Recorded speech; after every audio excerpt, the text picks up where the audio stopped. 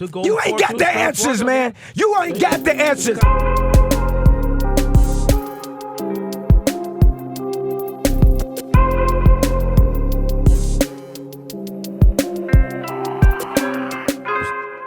All right. Welcome back to FPRK Radio Podcast. I'm your humble host, Aston Wallace. I'm back. I told you I was going to be back. It wasn't a lie, because he's back. I'll record once and be like, you guys, I'm going to record more often and be back. And take a break. Yeah. But I'm back. I had a good week, a good 2 weeks. I went home to Philadelphia, go Birds.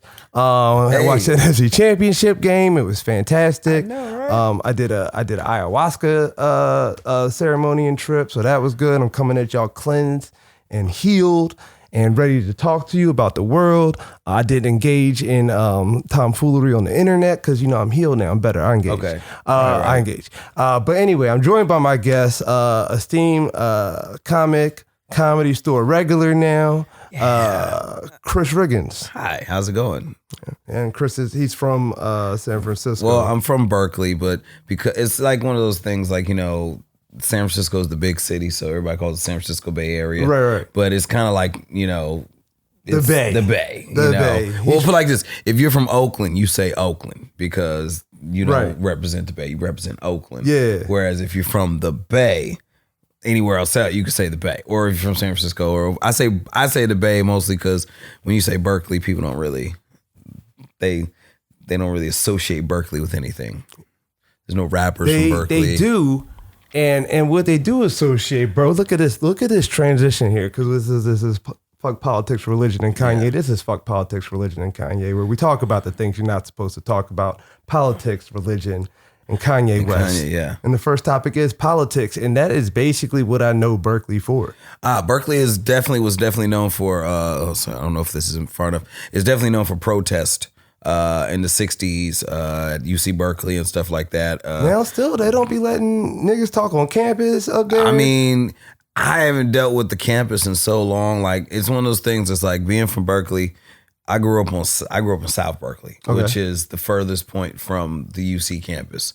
So basically, all that what was going on didn't affect us down in South Berkeley. I mean, here's the thing. I will say we were more political in Berkeley as a whole. Because, like, for instance, I remember I think it was a third grade field trip, we went to meet Jesse Jackson and give him 1,000 origami cranes.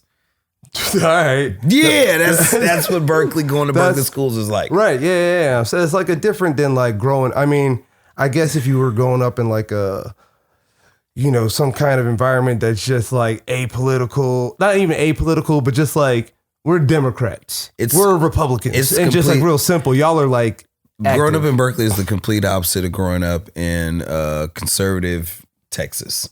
Right. But it's also different than growing up in like, like maybe where I like grew up, where it's like, we're just run of the mill Democrats. Like what the government is saying, we're saying. We're super Democrats. Right. We're just going with the flow. And like, y'all are like, no. Yeah, Berkeley is the type that is sabotage.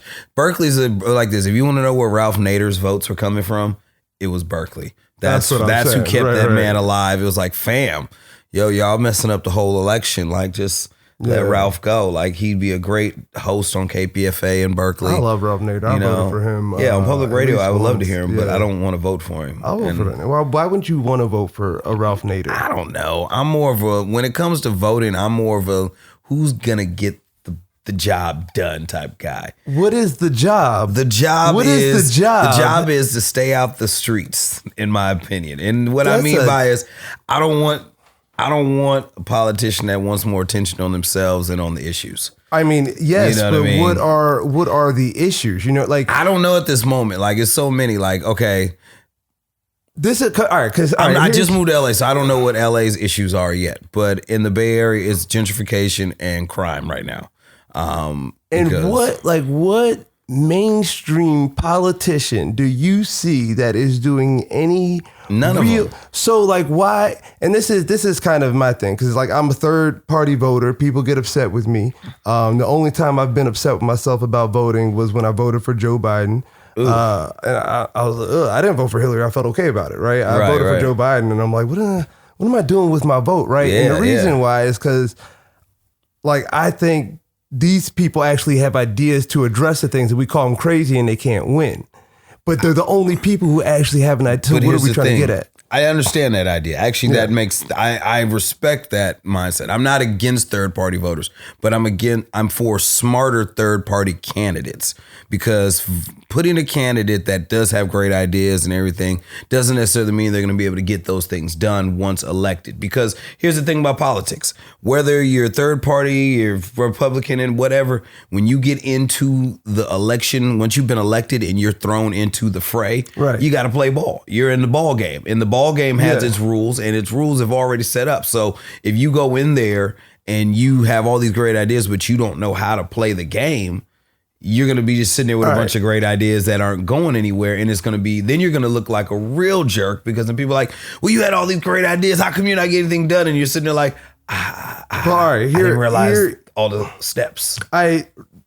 Here's what I compare that to. Like, if we were electing people to get out of an escape room, right? Right. And there's one dude who's like, listen, I've done this escape room a bunch of times. I've tried this a million times. And the other person's like, I've never been in here before. And you're like, all right, what's your plan to get out? And he goes, well, I actually like the escape room, so I'm just going to hang out in here. And the other person is like, listen, I've never done this before, but I want to try every motherfucking, I want to get out of this room. I hear you. My goal is to get out of the room. If the other dude, he might know the room well, but he's happy in the fucking room. Guess who I'm voting for? I'm voting for the nigga that designed the room. That's who I'm voting for. You can't vote for them. Who the guy who designed the room. Vote for them. Or the guy that has the secret blueprint written on his hand. He's not on the ballot. I put it like this. He's paying for the guy's election. Exactly. Like, we recognize the game that we're playing. That's why I'm going to pay for whoever he puts in that room. Because, like, here's the thing.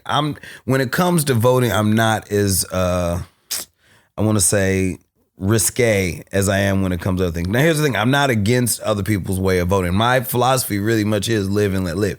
If you vote against the way I vote, I'm not going to be like, oh, you're a terror. I'm just going to be like, well, we saw the issue different. Right. We voted what was in our best interest. And that's kind of what the issue is. We've forgotten that, everybody's voting for what's in their best interest. And the issue is a lot of people don't really know what's in their best interest. And I think that people that think they know it's in everyone's best interest aren't in a much better space than the people that don't know. Because there's a lot of stuff I don't know, and I'm comfortable saying I don't know what the fuck that means. Right. I don't want to be a part of anyone's best interest, and I don't want anyone telling me what's in my best interest. That's why I vote. Bye. And that's why I usually very rarely tell people how I'm voting. I very rarely talk to people about how am I voting, because for all intents and purposes, like, I may vote against something that's quote unquote what Berkeley cats wouldn't vote against, but I'm thinking like, in the long run. Listen, the amount of, if Trump ran again today, there are so many people I know. So many niggas I know. So many niggas I know.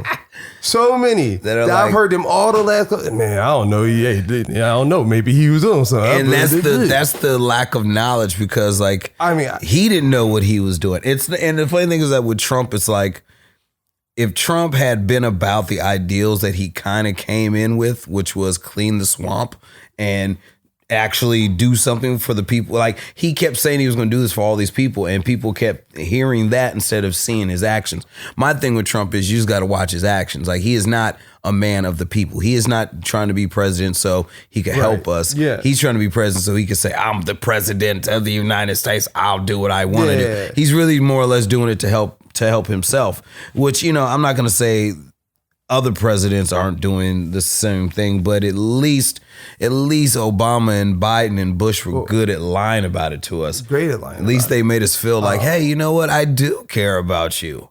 Yeah, right. Yeah. And like, I talked to some like Trump head the other day, some Trump lady, and she was like, no, Trump was because she was like, fuck the government. I'm done with the government. But Trump, he wasn't with the government. And I was like, if that was true, I'd be with you. Right. Like, if Trump was the asshole that he was, and like you said, truly was that guy, but I'm like, he's a grifter. Like, you clearly see that this nigga is. He grifted you. He basically, and it's such an obvious grift. Oh my God. But you understand that people are like so desperate for that idea, like this, like fuck the system. Well, like this guy got in and said fuck the system to some degree, but it's all bullshit. And the funny thing is, like, if those people realize how close they were to a lot of the revolutionary black people's ideology of fuck the system, then it would freak them out how close to Stokely Carmichael they are, how close to Huey Newton and Martin Luther King they actually are, because they think they are. But I always say Trump was every action has a direct equal and opposite reaction. Obama. He was the opposite reaction of Obama, because what it was once we got that black president, they felt, oh my God, we got to stop from another one. Because, I mean, we got a half black one this time. Imagine when we get a full nigga in there. Yeah. If we got a full nigga in there. Do we even have anyone? I mean, Hakeem Jeffries, I guess. I mean, Colin Powell's like was the closest full nigga that was going to get it. And I would have voted for Colin just because, he may have rolled with Bush, but he was smart as fuck. He may have set up there with that. Yeah, this is the yellow uranium that they've got in Iraq. He's smarter than. Oh, he's smart. He's a smart dude, but he another. I mean, they're all. I mean, here's the thing. It's like being a comedian. To be a comedian, you got to go to open mics. So it's kind of like with politicians. That's why I'm glad Colin Powell never ran. I'm glad he didn't. I can't say I'd ever vote for any, like, right now going into like a next election for my third party candidate, even like I am just so like anti-war. Like anyone who's just like we're just not gonna go to war. Like this, right. You know, like Democrats coming back in, they were like, like if you was critical of Democrats, you were like, there's going to be a war soon, and they're like, no, there's not. No, we're not gonna. We're just paying for a war. Like, don't worry. We're just like they're war people. Like both sides are war people, and war makes money. War makes a lot of money. Fear makes money. Like that's the thing about, like, if you look at the rest of the world compared to America, like America sells everything based in fear. If you don't have this, you won't be part of this group. If you don't vote this is gonna happen. Right. If you don't buy these products, your fucking skin's gonna fall off. That's how America is sold everything. And you go to other countries and they're like, hey, bad shit happens, but guess what, guys? You're alive. You know what America's like, you're gonna die, you know? So it's one of those things where it's like there's no politician in this country. Nobody can get into politics in this country and not get a little dirt on their hands. And I prefer upfront dirt. We have to raise the bar, is what I say. Why? What do you mean why? We look the at bar's been working. The bar's where it needs to be. Like, if we go to war, I don't want peaceful motherfuckers. You frequent two cities. That is San Francisco and Los Angeles. And if you walk through the streets of these cities, both of these cities, it's poop on the street. They're niggas on the street. There's whole people all through everywhere on the street. We up here in the valley and shit. So if nice. You drive under a brick. We're in a garage. Yeah, that's supposed to be for cars, but it's set up as an apartment. Like, I could live in here. I mean, it's nice, and you might catch somebody out on the street. Yeah, I live up a hill. I see motherfuckers walking up the street up there. Like this, nothing's okay. Like it's not. Oh, no. And we had, the last two politicians that came in town. Whatchamacallit? The lady that's in there now, and the rich guy, Karen Bass, and Rick Shapiro. I don't know his name, but I was like, which one? Everyone's like, they're going to do something. Who's going to do something? Well, you got to understand, homelessness is not necessarily an issue America can take care of, it's not, or the cops can take care of. It's really a socioeconomic thing. It's pretty much like we need a drastic change within our society. It is a symptom of a sick but that's not going to happen society. through politics. I don't think that happens through politics, because as we've seen through the years, politics is just a game. It's just literally these people who it's a popularity show for 6 months where they try to make us like them, and then they go to work for 6 months and they do whatever they do, and then they come back and tell us, okay, I tried to do this, but there's all these and these other people didn't like the idea, so I had to lobby against them for 3 months and all that. That's why I'm saying we need to raise the bar. But here's the thing, politics is not where we raise the bar. The way to raise the bar in politics is we got to raise the bar with everyday individual acts of kindness, of not kindness, generosity, of like, and it's a big dangerous word, of socialism and communism. You know what I mean? Like we need for the people, you know, me, you, everybody who has something to start trying to look out for those who don't have something. Because like one thing that I've learned going through like recovery and rehab and all that shit is you can't make people do anything they don't want to do. They're not ready to do. There's some people on the street, not because they're lazy, whatever, just they can't make it out. And so it takes upon us to not depend on the politicians to fix it. Because if we start doing it on our level, politicians will follow suit. And I guess my argument, one, is I'm not waiting on the politicians to fix it. Right. What I want to do is demand that the politicians stop making the conditions that create it. I don't want them to fix it. I want them to just stop creating it. Yeah. Like either, you know, actually like do your job or get the fuck out the way. Like, and they're literally in the way. It's not people just ending up out there, it's capitalism. Right? Capitalism's in the way. It's the way our dollar works is in the way. Like it's the one thing I always say is equality and all those good words and all that shit can't happen as long as money is the driven force in our society. You know what I mean? As long as money is the reason why we do anything in society, we'll never get universal health care where people who are sick, who can't, like, you know, there's people on the street right now who got injured at a job, had a house, had a home, had everything, got injured on a job, went on disability, whatever. Disability ran out because you only get so much. Then they couldn't get their drugs. So what happens next? You go for the cheaper substitute, which is usually something that's from the street and that's a lot more addictive.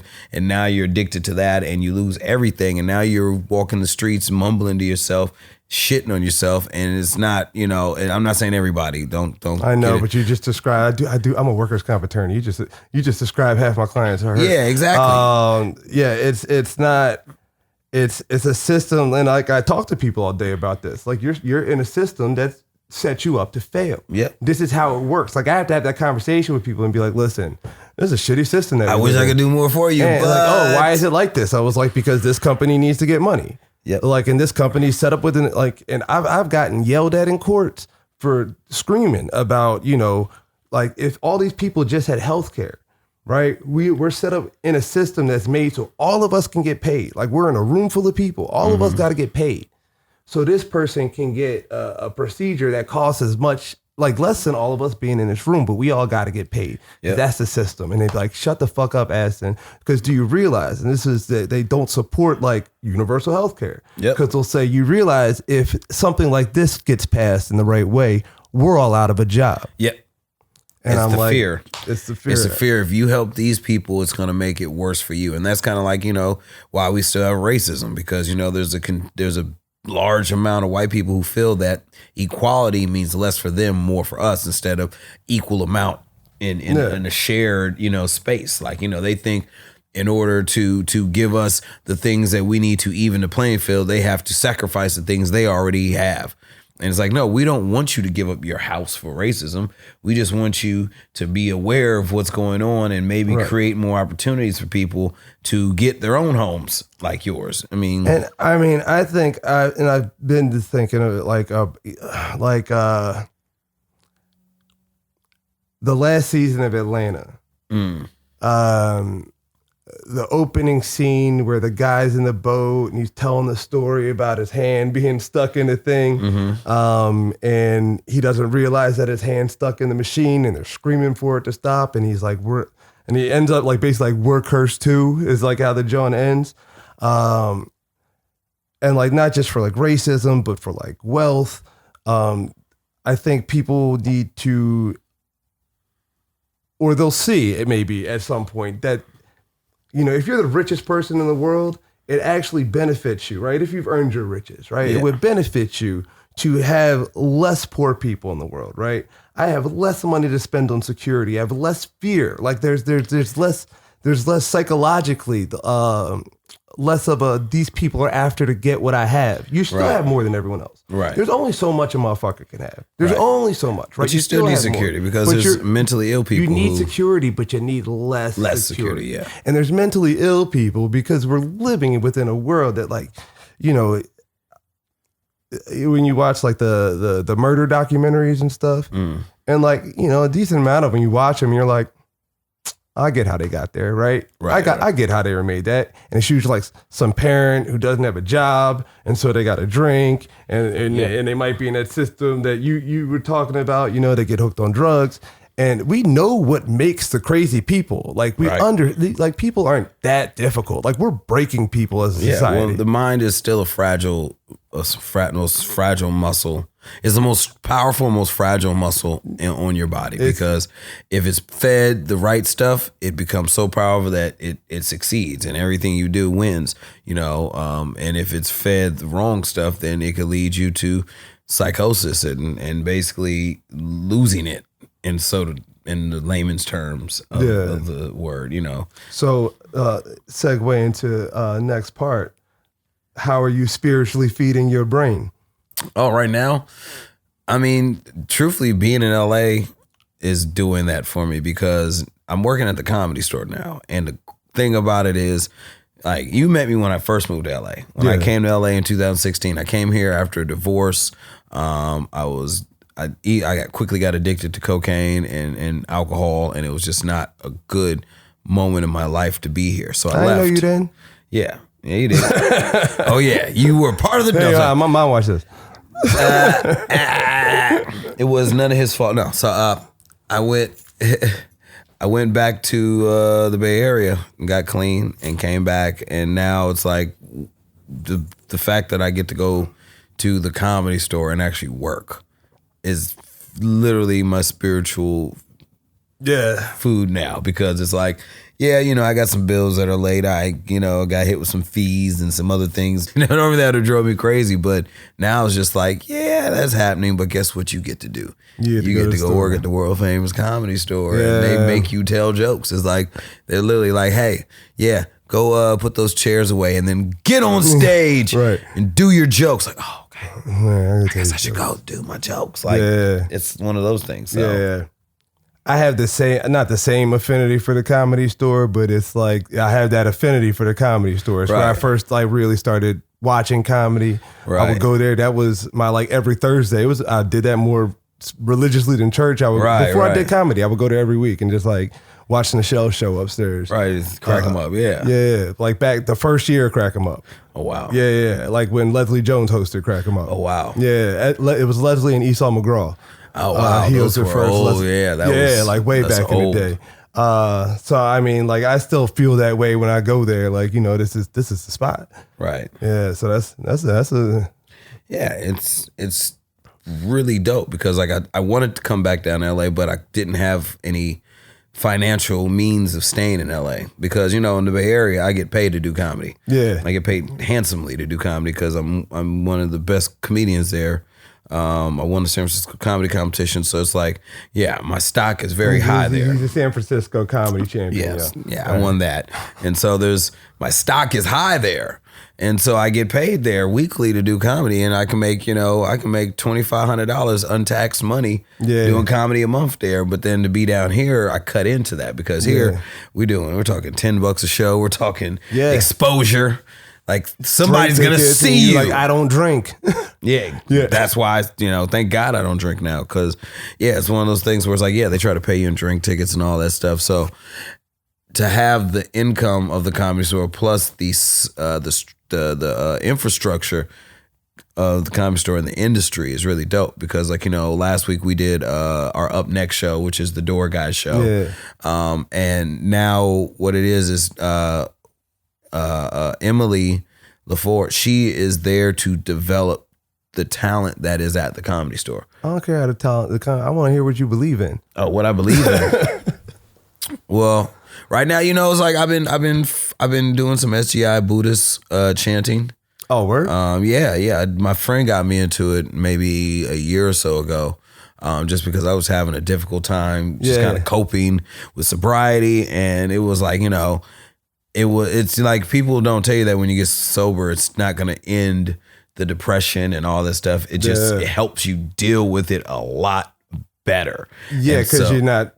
Yeah. But the thing is, also, you're so sober, you're so focused on all of it. You're like, fuck. Yeah. I'm focused on this shit. I can hear this shit. So then you hear, you know, voices and all this shit. And so basically she got me chanting, Nam Myoho Renge Kyo. Are you doing the Tina one? Yeah, the Tina one. Nam Myoho Renge Kyo.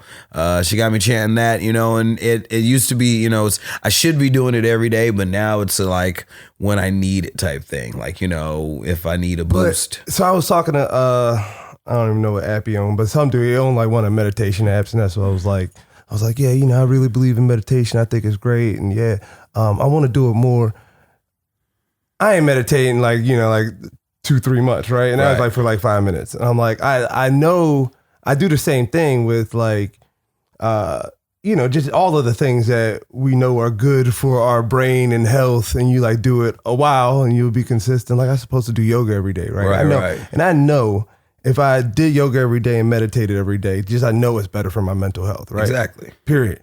And both of them don't take that much time of the day. I fuck off so much more time doing so much more dumb shit. Do it for as long as you need to do it. Right. That's what dude was like, do it 3 minutes a day. And he's like, you'll be good at 3 minutes a day. 3 minutes a day is better than, doing it for an hour a month. Right. You know what I mean? How does it affect you, the chanting? Calming, focusing. Like I did a lot of it when I was in the because the San Francisco Comedy Competition is a month-long competition with 3 weeks of straight competition, 4 nights a week. And not just that you're going to one spot, but you're traveling up and down the state of California to do it. Because like literally only one show happens in San Francisco. Yeah. So it's an endurance test.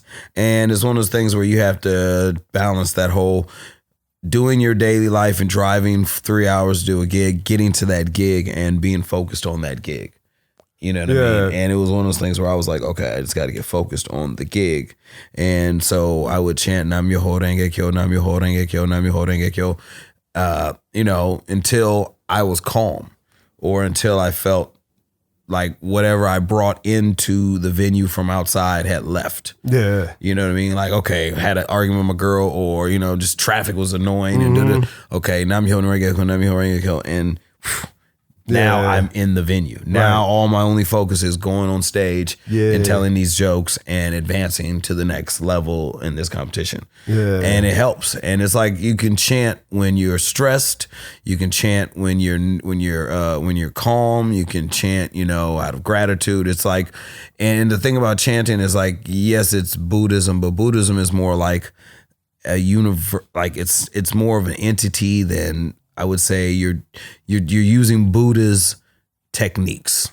Right. You're not chanting to Buddha himself. You're not like, hey, you're the God deity. You're just kind of chanting, and Buddha's saying the universe is what provides all this, and this universe is connected through all this energy and all through this synergy and all this stuff. So when you chant, what you're doing is you're opening yourself up and letting the universe know, hey, I'm here for whatever you got.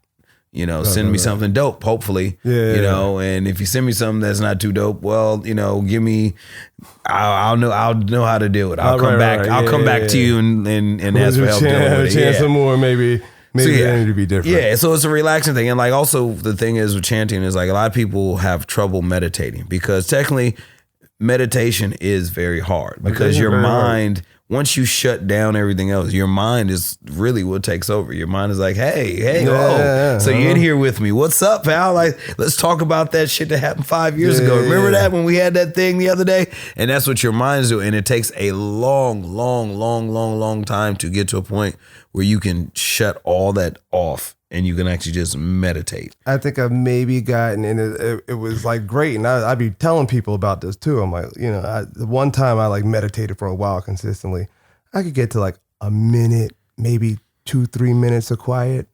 And that like quiet, and you're like, oh shit, like I can actually with some work, turn this bitch off. And I'm like, it's worth it. I tell people like, it's hard. And I'm like, yeah, it's hard. It's hard sitting there. Yeah. But when you feel it, it's like that's like a little drug right there. Like, yeah. Because my thing with meditation, I fall asleep. I'm not good at it. I'd be like, and then I wake up like, was I meditating or was I sleeping? Yeah, I can't remember right now. It's like crazy for me, like with like all like addiction or anything. Like when I'm trying to like quit smoking cigarettes and stuff or anything like that, and I'm like paying attention to my mind and what it's doing. Like, it's like during meditation, like my mind is just being like, it's just making up reasons why I need to get up. Yep. Like, why? I'm like, nah, you just asking, you gonna go sit here for 20 minutes. There's no reason you got to get up for 20 minutes. And my brain is just like, Nah, you forgot. You should go send that email. Did you send that email? What are your mom like? Your mom was gonna call this week. She could be calling. Like, go just check your phone. Your brain is crazy. It works like against you. You know what I mean? Yeah, and that's kind of what meditation is you're trying to master your brain. Yeah. But your brain is definitely like fighting you. Like, yo, fam, I don't want to do that. I don't want to sit in peaceful and think quiet thoughts. No, man. No, let's ride out. Remember the Eagles, man. We about to win the Super Bowl. We are about to win the Super Bowl. Don't. I'm pulling for you guys. Yeah, you should be. When Ye first started wilding, I ran into you. It was at Korean barbecue, I think. And I was like, where is it? Mateen's. But I was like, I need to talk to you. It was at Mateen's. And I was like, I want to talk to you. I want to talk to you about this. And that's when I wanted to bring back the podcast then, specifically because I wanted to talk to you while you was in town. Oh, yes. But I didn't have a place. You didn't have this lovely studio. And so now we're here. I was like tried to rent out my old studio, but then downtown, whatever. So all right, we here. Mad things have changed with Ye since then. A lot of time it's gone to cool off. I don't know if everyone's cooled off. I hope so. But I'm at the point where like, and I don't know how this is going to work. But the erasure of Kanye West is like, they did last night. A bunch of people last night are watching the hip hop 50 year. Mm-hmm. And they left out a whole era of the 2000s when Kanye and Jay-Z. You had to. When Kanye had Jay-Z rocking the summers. Like rocking, right? Yeah. And, even... Like I worry. I heard him at a party the other day, and I was like, all right, I can still hear him at a party now. But like, I saw a list of the top 10 streaming artists of like 2022, and they just blacked out his name. Like I was like, oh wow, it was like Last FM. It was like Last FM. Like he didn't actually still stream more. He didn't. We're just mad. All right, yeah. It's funny how they're doing that to him. I had a conversation with some Jewish guys about this when I had explained there's a difference between Kanye and Hitler. There's a big difference between Kanye and actual white, Nazi anti-Semites. All right, it's a huge difference between it. And here's where because for a while I was like, no. I'll talk shit. I'll help defend Kanye, and not defend him, but like explain a little bit where he's coming from. Yeah, right. In the beginning, right? I was like, Kanye West is different from a white supremacist. Kanye West is not. Kanye, stop, nigga, get away from the white supremacists. Why are you hanging with them now? What did you bring the white supremacists out for? It got real, and like after that, I was just like, I listen. I wish him the best. Maybe there's something. I'm still gonna like, I'm not gonna let nobody like shit on. Yeah, I don't discuss it with white people a lot because it's sometimes their line of being able to criticize black people.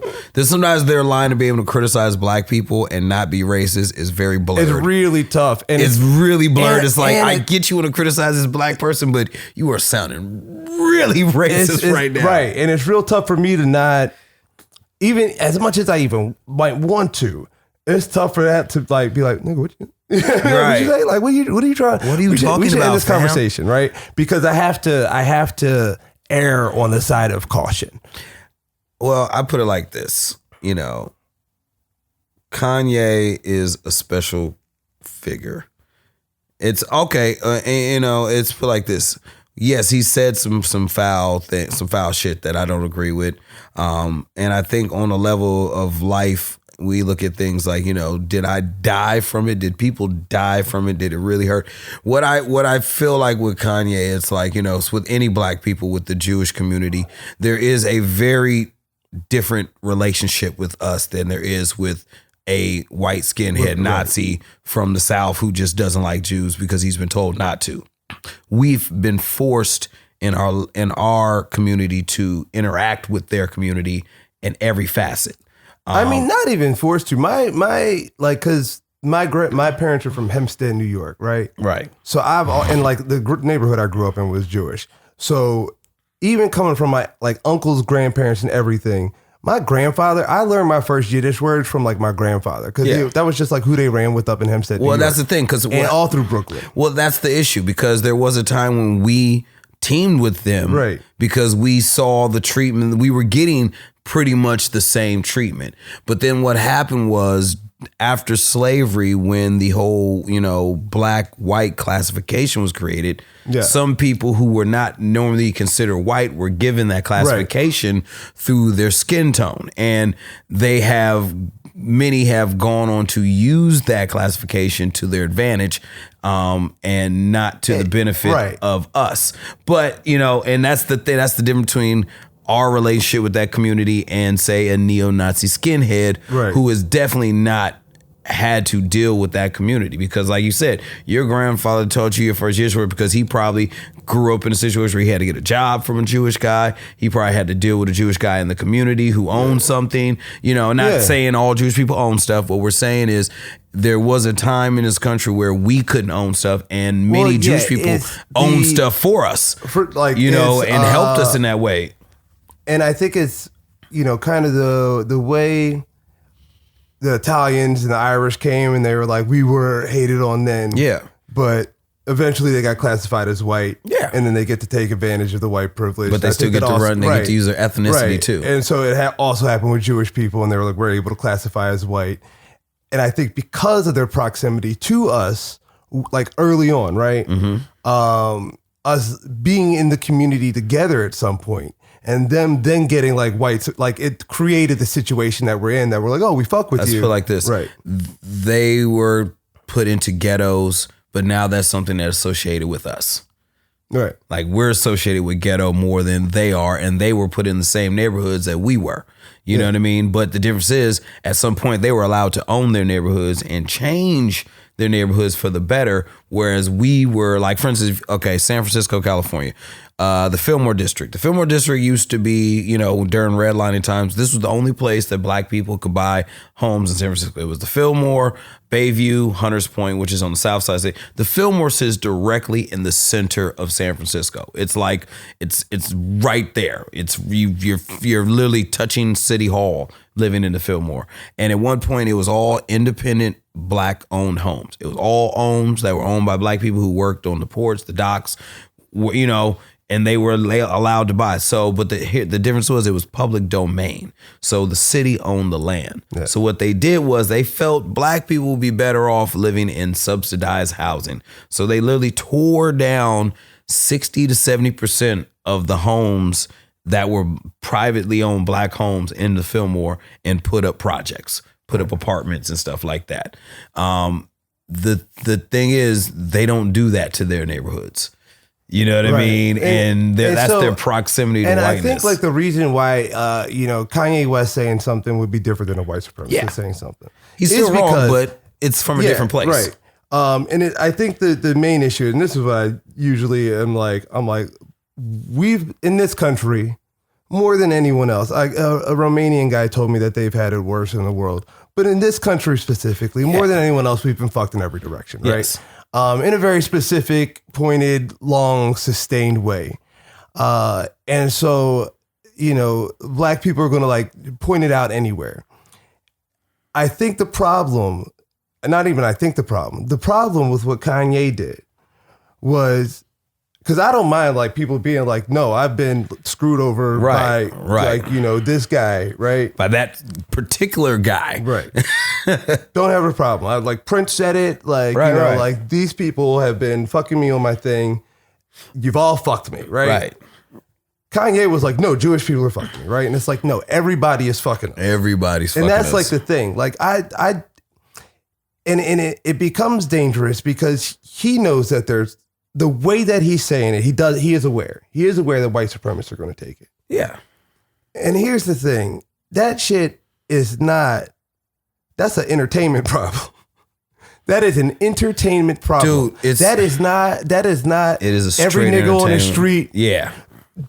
Jewish people are fucking me. Like, no, nigga, they fucking Kanye. Like, that's an entertainment problem. Your boss is fucking. And the thing is, like, it's like that's the part that baffled me the most. Is like, okay, yes, what he said was messed up, but to deny that the entertainment industry is not heavily influenced by Jewish people is literally and here's how I think. Here's how I think the conversation could have gone. Right. Yeah. Right. Like yeah, we have a role and we should address the role. Like let's get right. Yeah. Kanye, chill the fuck out. But like, let's have this conversation then, right? Yeah, that's what I said. We need to have the conversation.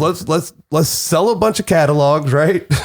Get this shit right, and going forward, we clean up, right? I mean, if you watch that movie, Walk Hard, the Dewey Cox story, the running joke through the whole fucking movie is the Jewish guys running the music industry. Yeah. Like literally, that's the whole running joke. It's and like nobody got mad at that movie for making that joke. And it's like, to me, that was a cringe joke because I'm like, well, I don't know. You're kind of. I think, any joke can be made.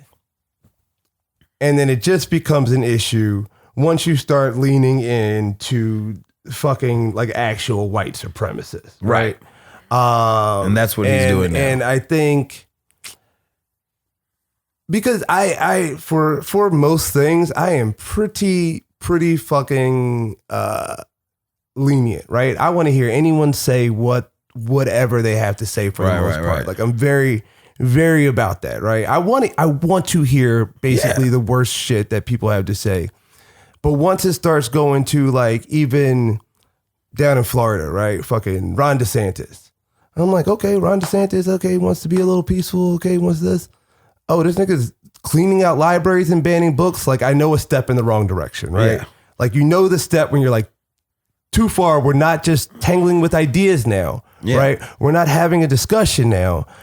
We're moving into a direction. Fascism. Right. Yeah. And then, so once you start not, because for a minute he was, and like there's a lot of things that he said that people think are more fucked up than I do. And not for a reason of agreement, but if he's like strictly on the, like if he was just like not sitting next to Nick Fuentes. Yes. And to me, and this is how I believe through the whole world, if he's going, there's not like Hitler wasn't an entirely bad person, right? Because I think for every single, like it's one of my most important things in the world to my belief system, is that we can't hold, like as soon as you write someone off as entirely evil, they're beyond reproach. There's nothing you can do about them. We can't defeat this, right? This is just like an evil that exists. Right. Instead of like, there's things we can be doing as better as a world to stop this. There are ways that we can like, you can't write people off. Cause then there's, you can kind of write Hitler off. I don't know. No. You like he's fucking dead. Like we don't have to write Hitler off. Well, no, we have to write him off, but we don't have to praise him. What I'm saying is if you're trying to understand a person, right, and understand how they got there, you have to understand that they are a person. Right. Yeah. Oh no, that's key. And so like I could, if he was just saying like some like love shit, like straight up love shit without what he was doing, right? Without what he was doing, I could be like, yeah, I understand that because Jesus said love everyone. True. That was his main point. If Jesus has one point and Kanye West says, I am a Christian and I say love everyone. And Jesus might say love everyone, but there's definitely parts in the Bible where it says, yeah, sure, you can love everybody, but I mean, you got to fuck with everybody. There's parts of the Bible. That's parts of the Bible. That's the New Testament. And it is not, Jesus was very clear. He had no exceptions. It wasn't love everyone, but fuck that nigga over there. I can love people and then. You can, but I'm saying if you truly believe that that's why I don't believe that. Well, fair enough. That's a fairy tale. But like, I always bring up the kid when the cop shot the white chick cop. They shot her neighbor. Oh yeah. And she got convicted. And on the black judge when he gave her. But the dude's little brother was like, "Can I give you a hug? I want to forgive you." Whew. And niggas lost their mind. Black people was like, I understand. How you gonna go up there and hug this white woman? And he said, I'm a Christian, and my God tells me that I have to forgive you, right? I have to forgive you. You killed my brother, but I have to forgive you. Your white God tells you that. My African Shango God says, kill that bitch. Kill that bitch. But they don't. You know what I'm saying? Like, so, I mean, I can understand that level, but I understand it. I don't for him agree to with not it. to do it in a way that like, the fuck's out there. Like if he did the slavery was a choice, right? Which I defended all day, right? I was like, I understand exactly what he was saying. I get where he was getting at. It was not lost on me whatsoever. Right. And people were absolutely offended, right? offended. And I was like, no, I get it. But if he would have did that and then went on some like, which he's like kind of doing now, but if he like would have did that and then, I don't know, started like blaming black people for, you know, fucking the crack epidemic or something. You know what I mean? If he just started like doing some like wild shit, I'd be like, oh no, nigga, that's dangerous to me. Right. And there's shit that's dangerous to me. Right. Like I'll argue this. I think a danger was created on both sides of the way he did this argument. Yeah. Because when he was considered to be the most dangerous person like alive, the face of anti-Semitism, right? And I was like, that is part of the stereotype that says that black people are dangerous. Well, like how is Kanye West the most dangerous person? Well, it's always the overpunishment of black people. Whenever we do anything that white people do, we get overpunished. And, you know, I'm not saying there shouldn't be correction, but yes, we do tend to get the overcorrection. Like it's in our justice system, like how two defendants, one white, one black, can do the same crime, but you're clearly going to see the white guy get less time, probably even probation, than the black guy, and they could both be on their first offense. So I think, yes, there is a definite overpunishment of black people, like we saw with the Kyrie thing. Kyrie did not agree with anything in that movie. He did not say, I think all these views are right. He didn't say, I stand. He just said, this is an interesting take that I didn't know about. What do you think? He didn't even say that. I think he just posted the shit. Yeah, he just posted it. He did post it and just and kind of like, but he never gave it a, you know, and his failure was not to give the explanation behind it of why he was posting it. That was his failure in part. But the way they went after him and tried to make him apologize and do all this stuff. I don't think he should have ever been asked about it in the first place, honestly. Well, no, here's the thing. No, he maybe should not have been asked, but I think as the way we talk about social media is there's responsible social media use. And one of the things about social media is, especially when you're a Kyrie Irving, when you have that many followers, it's like the thing you talk about, dangerous.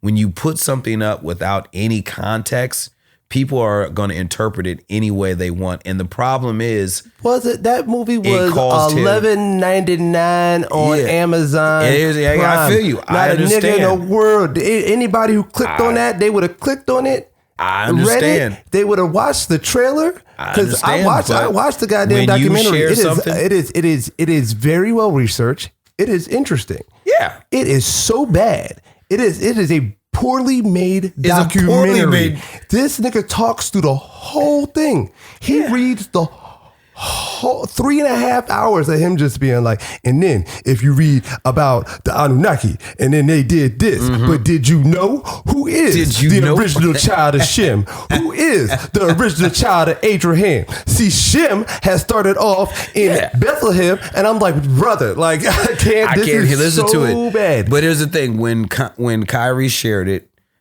and on his platform, he does have responsibility to his own brand to say, in context, I don't agree or disagree with anything. I want to hear your thoughts. I don't think he does. And here's why I don't think he does.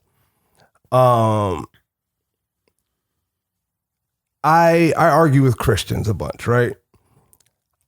I used to argue with Christians a bunch. And I realized a while that it's not fair, right? Because I argue better than them. I can discuss a thing better than them. So even if they are extremely passionate in their beliefs, right? They can't they always like, let me have you go talk to my pastor. Let me have you go talk to this person. Let me have you go talk to that person. Right? That's how they're taught to argue. But they also don't. They're taught because not to they take it in doesn't mean they know how to articulate it. No, they don't know how to. Here's the thing. Here's the difference. With them, they are taught not to ask no questions. They are taught that God works in mysterious ways. So if you don't understand it, don't question it. It's a mysterious way of God. No, a pastor can articulate. I can argue with a pastor for 3 days. I mean, I'll prove him wrong. Here's the thing. He wasn't articulating the points in the thing. All he had to say was, what do you think? Like, even if he just say, hey, what do you think? If he had just put that there, then that changes everybody's mindset of, oh, he's not agreeing or disagreeing. He's asking my opinion. And then people will respond to the question as opposed to what they don't agree with. Nobody was about to respond nothing to that. Like, like I said, I watched a 3.5 hour long, $11.99 documentary on Amazon that was terrible. I got through 30 Do you know minutes. how much, right? But do you understand how much promotion was done of that to get me to be like, what the fuck? Like, I have to, like, let me see what this is, right? Nobody. I followed Kyrie Irving. I didn't even see that shit. You wouldn't have stopped. Nobody would have cared. They cracked open more of an issue, right? I know niggas who never in their life would have been like, I'm an Israelite. Be like, I'm an Israelite. Like, Right. you know what I mean? I've argued with the Israelites. Oh God, I don't even argue with them no more. But I used to, like I said, I used to argue with people. Like I I said, used to you can't argue with people that believe I used shit. to be on the corner arguing till these niggas was mad because they rude when they out there on the streets, Oh right? yeah. But I've that's also their technique of I not also knowing how had to like a argue. really good long conversation with one at the airport.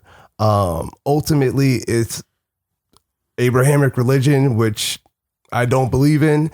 So I'm like, no matter what your point is, I don't believe any of it, right? And I'm like, oh, we came up with this lie first. Like, congratulations. Like, I don't give a shit, right? So like, I don't believe it.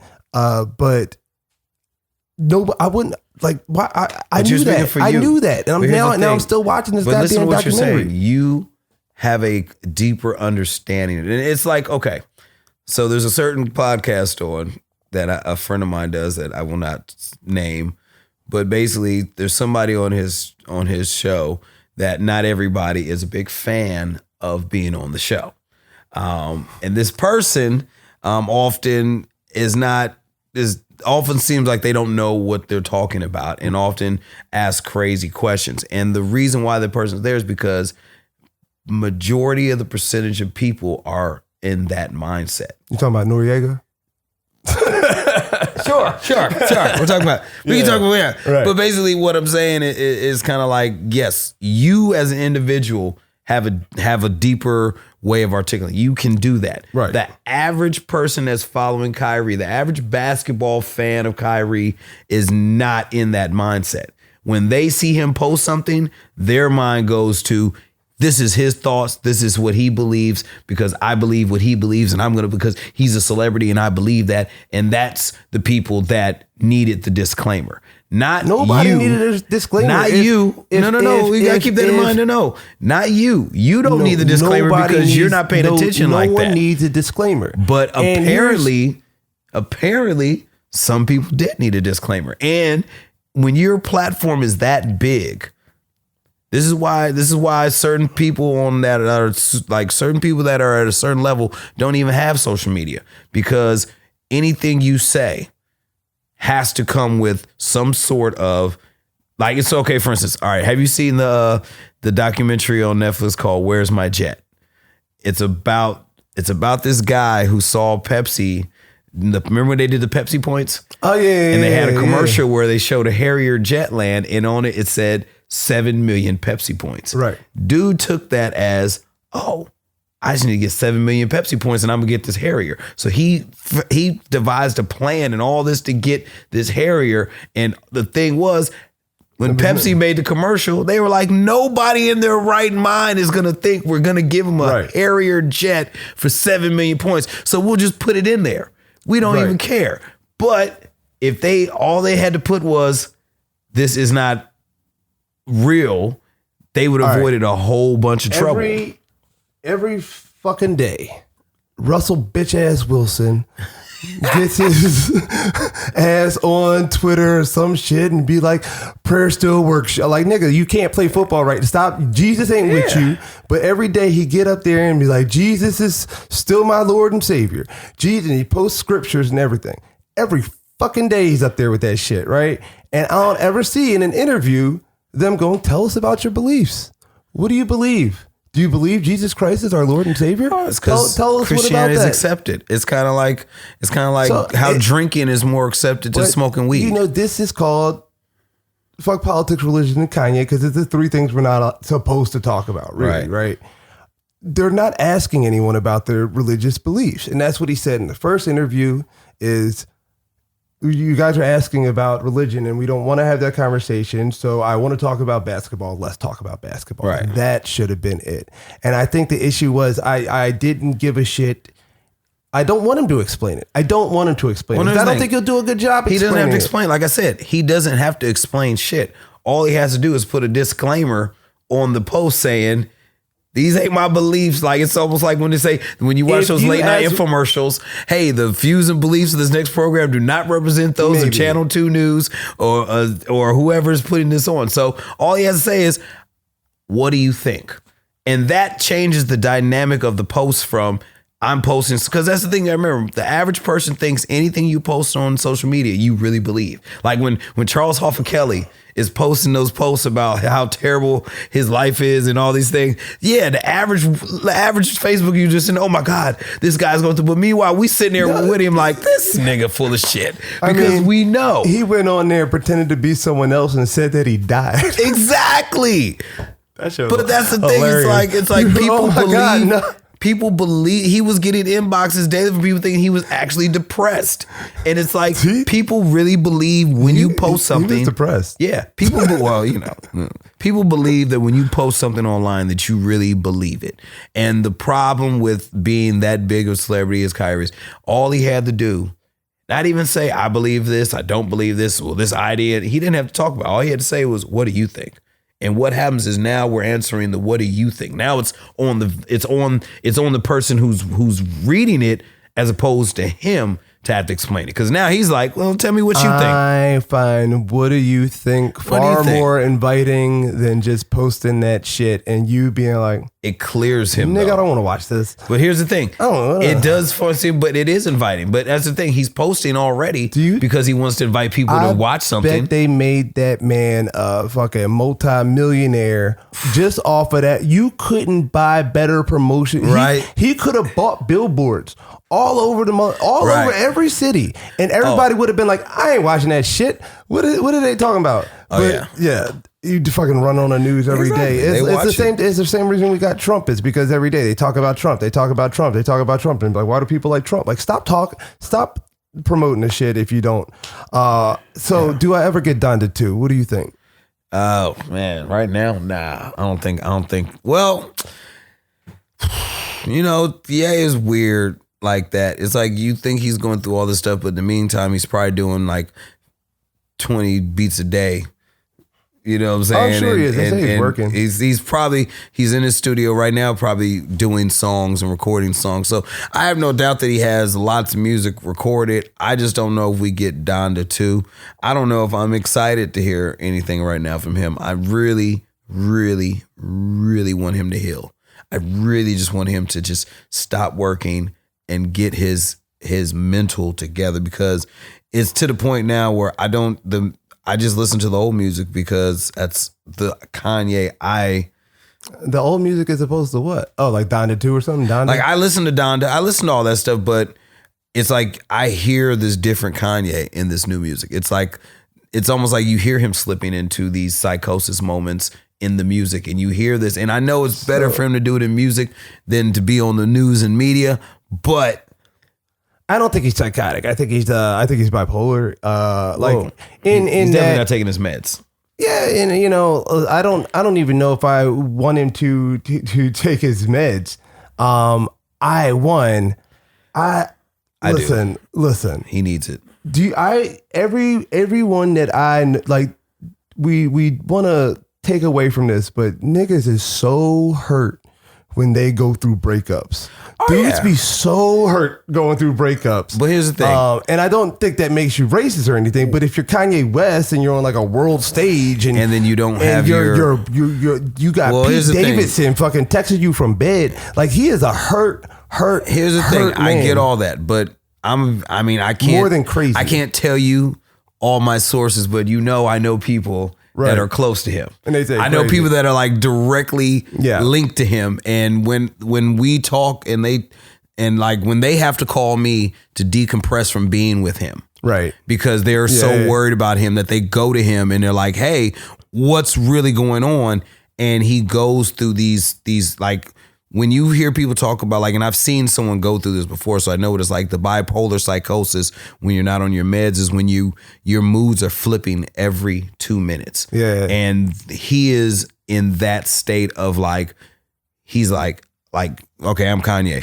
Aston, man, what's up, man? I love you, man. Man, thanks for letting me do this podcast, man. Eagles, go Eagles. Right. Yeah, you know, man. But you know what? Fuck, man. Fuck these people, man. They trying to take me there. Hey, you with them? Are you with them? You trying to be with them? Man, get the fuck out of my face.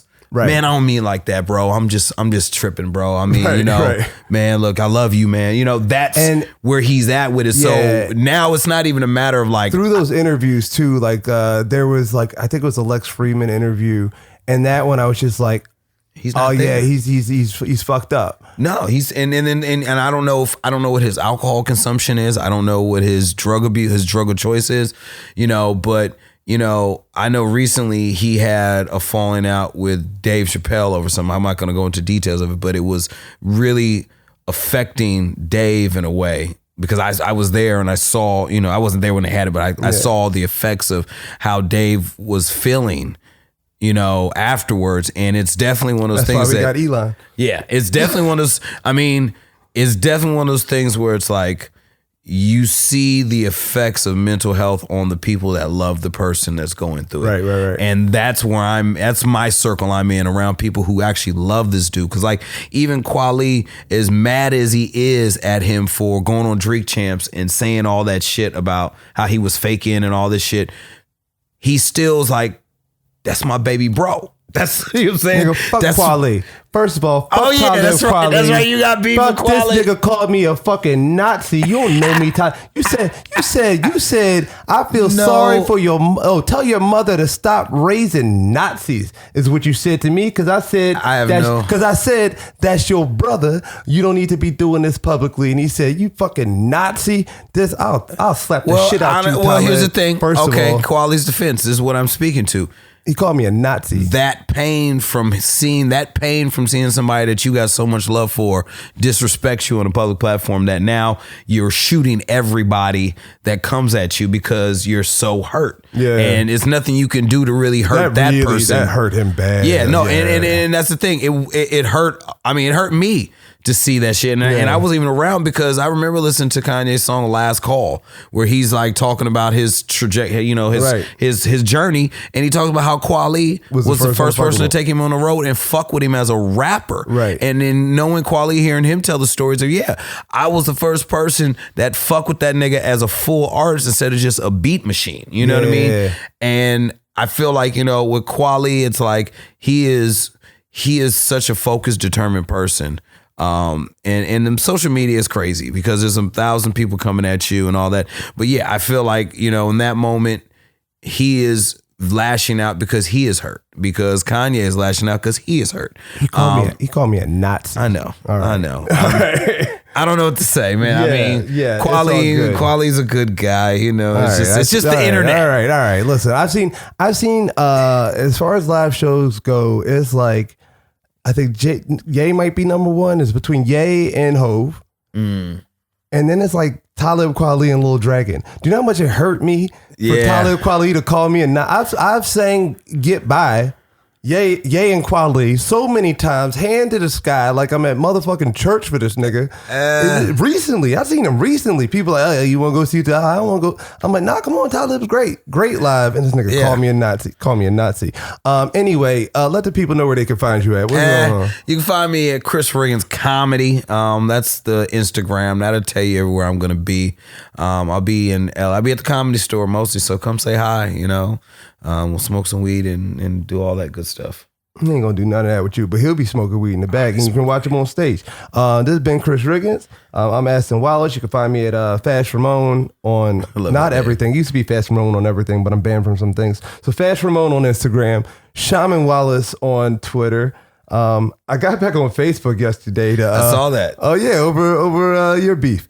Wait. Over your bullshit. Wait a minute. I didn't even know I had a beef. I'm not going to bring it up because other niggas going to cry. So I don't want to make anybody cry. Anyway, I'm Aston Wallace. Fast Ramon on Instagram. Shaman Wallace. Aston Wallace on YouTube. You can go listen to it. Come back. I hope you enjoyed it. This is FPRK. Peace.